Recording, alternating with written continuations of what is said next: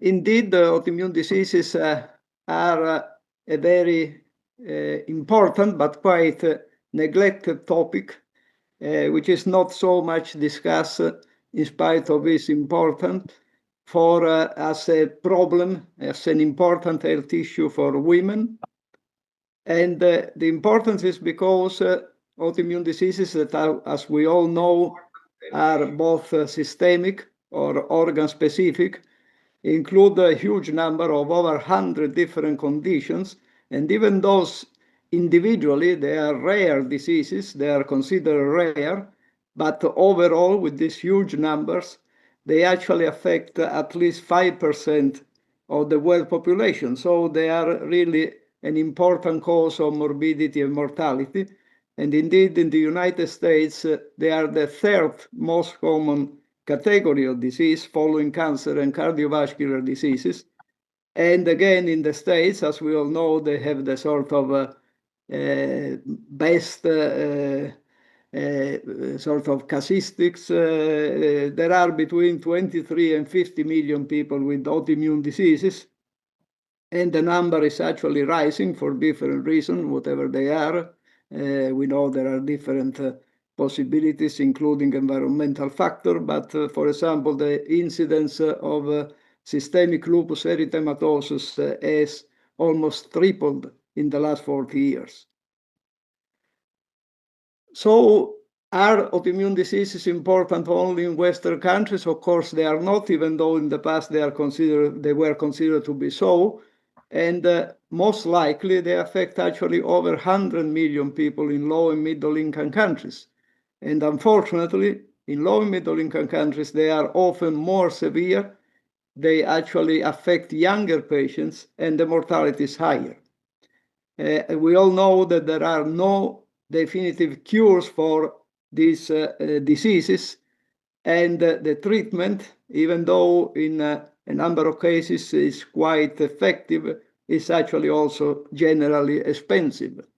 And the immunosuppressive treatment, of course, increases the possibility of even deadly and anyway serious infections. And the quality of life, the risk of underemployment or unemployment, and the possibility that people affected by these diseases needs also caregivers are quite high. So the reasons, the underlying reasons for the occurrence of autoimmune diseases have always been suspected to be both genetic and environmental, but unfortunately, there are no real definitive explanations for actually any autoimmune disease. And indeed, most of the factors have not been definitely identified. But nevertheless, autoimmune diseases are clearly an important cause of death among both young and middle-aged women. Because almost 80% of individuals with autoimmune diseases are indeed women. And the sex differences influence both the age of onset and the severity of autoimmune diseases. We all know that rheumatologists are the experts in autoimmune diseases, and often refer to them not only because of symptoms, but also because of a positive done anti-nuclear antibody test, which indeed is quite a common blood test screening, but especially for some autoimmune diseases. But there are individuals who are positive for anti-nuclear antibodies and will never actually develop autoimmune diseases. So they are a sort of a marker, but needs to be taken carefully. In these slides is actually sort of a summary of the impact of autoimmune diseases in women, because the ratio of women to men is 6:1 in SLE, 3:1 in adult rheumatoid arthritis, and 2:1 in juvenile, 2:1 again in multiple sclerosis, as high as 9:1 in Sjogren, and 4:1, 6:1 in autoimmune hepatitis. And just type 1 diabetes and psoriasis are sort of equally or even equally represented, or even higher the rates in males. And going to some autoimmune diseases in particular, systemic lupus erythematosus, the prevalence is, as you see, pretty variable. And anyway, both incidence and prevalence rates are quite higher in people of Asian or African origin in respect of Caucasians, even though the disease is much better described in Caucasians.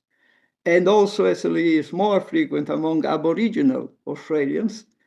In India, to my surprise, there are no really recent huge cases, huge case reports, I mean, of how many cases have been observed. And so in 93, there was quite a huge study which came to the conclusion that SLE in India was rare, but I'm not sure if that is the case nowadays. Also, African American and Asian patients have more hematologic, neurologic, and renal serious manifestation of the disease. But in low and middle income countries, there are also evidence that the annual incidence can be pretty high. Annual incidence of 8.7 per 100,000 in Brazil, and prevalence rates quite high in South African blacks, in Saudi Arabians, and extremely high in Puerto Ricans. After menopause, there is no significant difference in the incidence of the disease between African American and Caucasian women, but higher estrogen levels in Japanese, in African Bantu women, in respect of Caucasian women, may be the explanation for one of the explanations for the higher prevalence of SLE in Afro-Americans and Asians, being this a disease thought to be antibody-mediated and higher estrogen levels favoring TRP2 immune responses.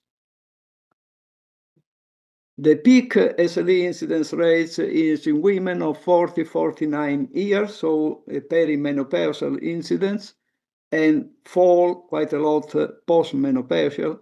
And in Taiwan, a huge nationwide population-based study done 20 years ago showed that the prevalence of SLE increased very much around the adolescence with a fairly high rate at age 15.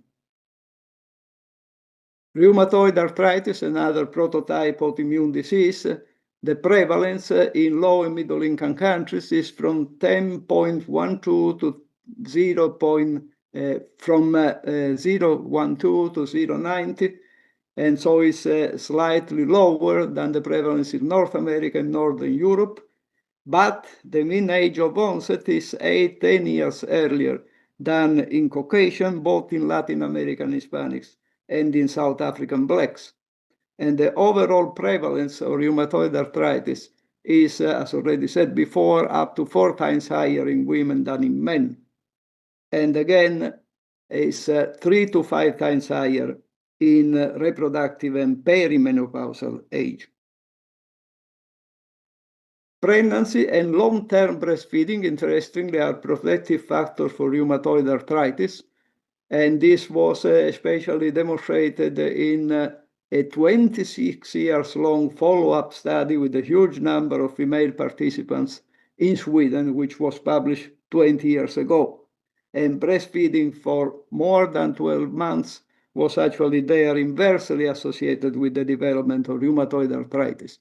But in contrast, short-term breastfeeding actually increases rheumatoid arthritis risk, perhaps because prolactin is immunostimulator.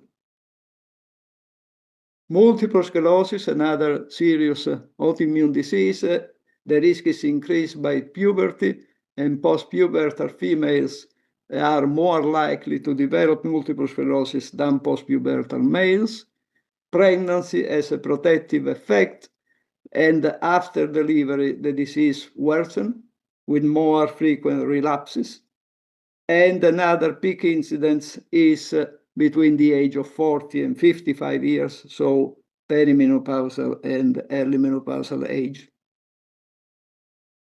Another interesting issue for women is the issue of possible relation between breast implants and autoimmunity. Breast implants were linked to autoimmunities even 50 years ago. Then there was a lot of debate whether indeed there was a link or not. We all know that breast implant surgeries are increasingly frequent all over the world for many different regions, for reconstructive surgery as a breast cancer treatment, or prophylactic mastectomies, which are increasing again now, but also for cosmetic augmentation. For example, in the States, almost 300,000 women have breast implant surgeries every year.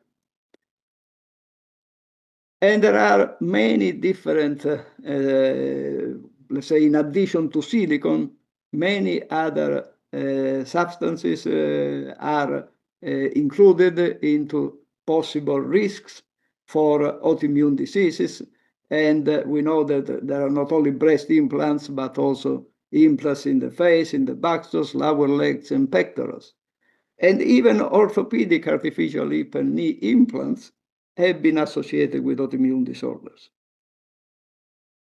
And here there is a slide sort of summarizing all the studies linking breast implants with autoimmune and connective tissue diseases.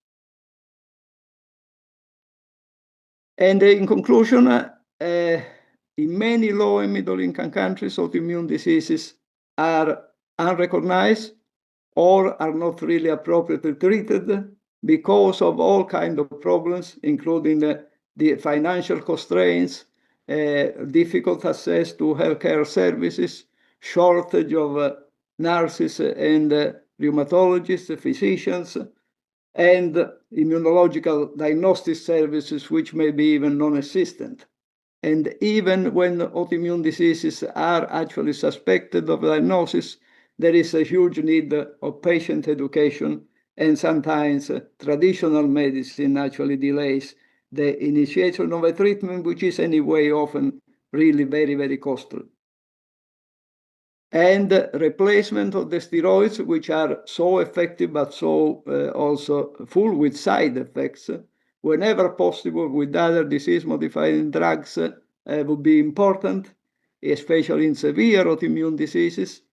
And unfortunately, there is a need of reasonably cheap generics in low and middle income countries, which could facilitate the use of the drugs more effective and less, sometimes not always less toxic than corticosteroids. Thank you for your attention.